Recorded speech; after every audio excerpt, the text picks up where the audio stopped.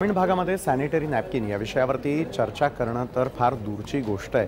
मात्र एक तरुण आता असा पुढे आलेला आहे की जुन्या वापरातील कपडे घेऊन आदिवासी पाड्यांवरती जाऊन त्याच्यातून सॅनिटरी नॅपकिन तयार करून त्या संदर्भातली जनजागृती मुली आणि महिलांमध्ये हा तरुण करतोय।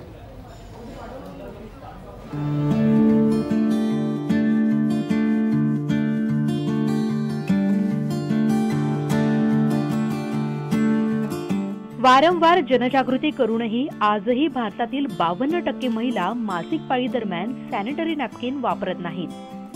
सॅनिटरी नॅपकिन वापराला 1880 नंतर सुरुवात झाल्याचा उल्लेख आढळतो। हे नॅपकिन्स अस्तित्वात येऊन साधारण 1400 वर्ष झाली। मात्र अजूनही भारतात सर्व स्तरांपर्यंत त्याबद्दल जागृती होऊ शकली नाही। मासिक पाळीच्या काळातील सुरक्षित पर्याय म्हणून शहरातील किशोरवयीन तरुणींपासून महिलांपर्यंत बहुतांश जणी सॅनिटरी पॅडचा वापर करतात। मात्र सॅनिटरी पॅडमुळे संसर्ग तसंच इतर काही आजार होतात। त्याचा वापर आरोग्यासाठी हानिकारक असतो। इथपासून ते वापरूच नये इथपर्यंत अनेक गैरसमज असतात। त्यामुळेच आरोग्यदायी बदलांकडे पाऊल टाकताना अनेक जणी आजही अडखळताना दिसतायत। मात्र याच गैरसमजांमुळे मासिक पाळी दरम्यान योग्य ती काळजी न घेतल्यास महिलांच्या आरोग्यावर अनेक दुष्परिणाम होत आहेत। यामुळे गर्भाशयाचा कॅन्सर होऊन ते गर्भाशय काढून टाकण्याची वेळही येऊ शकते। त्यासाठी जागृती होणं आवश्यक आहे। हाच वसा सचिन सुभाष या तरुणानं घेतलाय। मासिक पाळीत कशी काळजी घेतली पाहिजे, कुठलं पॅड किती वेळ वापरलं पाहिजे, ते कसं धुतलं पाहिजे याची माहिती देत पॅड वापरण्याचं महत्त्व त्यांनी पटवून दिलंय।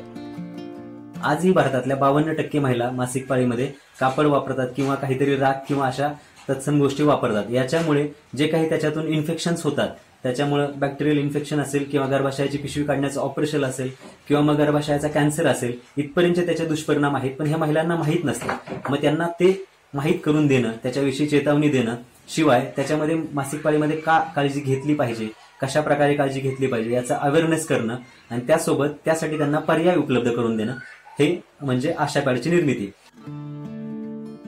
मात्र सचिननं केवळ जागृतीवर न थांबता एक प्रकल्पही उभारलाय। त्याला आशी पॅड असं नाव देण्यात आलंय। यासाठी सचिन फेसबुक, व्हॉट्सअप यांच्या माध्यमातून लोकांना त्यांच्याजवळील जुने कपडे देण्याचं आवाहन करतोय। लोकांचाही त्याला चांगला प्रतिसाद मिळतोय। महिलांना स्वतः घरी पॅड बनवण्याचं प्रशिक्षणही देण्यात आलंय। आम्ही पुणे शहरातील लोकांना सोशल मीडियाच्या माध्यमातून आवाहन केलं होतं की आपले जुने कपडे आमच्यापर्यंत पोहोचून द्या। मग असे बरेचसे कपडे येत असतात। मग त्याच्यातले कॉटनचे आणि होजरीचे कपडे आम्ही निवडून त्याच्यापासून हे मासिक पाळीत वापरण्याचा सॅनिटरी पॅड बनवतो आणि त्या कपड्यापासून जे बनवलेले पॅड आहेत ते आम्ही ग्रामीण भागामध्ये जाऊन महिलांना देतो। मासिक पाळीमध्ये वापरले जाणारे बाजारातील महागडे सॅनिटरी नॅपकिन्स खरेदी करणं अनेकांना शक्य नाहीये। त्यामुळे सचिनने सुरू केलेला घरच्या घरी पॅड बनवा आणि वापरा हा उपक्रम निश्चितच कौतुकास्पद आहे। पुण्याहून सचिन जाधवसह ब्युरो रिपोर्ट, जय महाराष्ट्र न्यूज।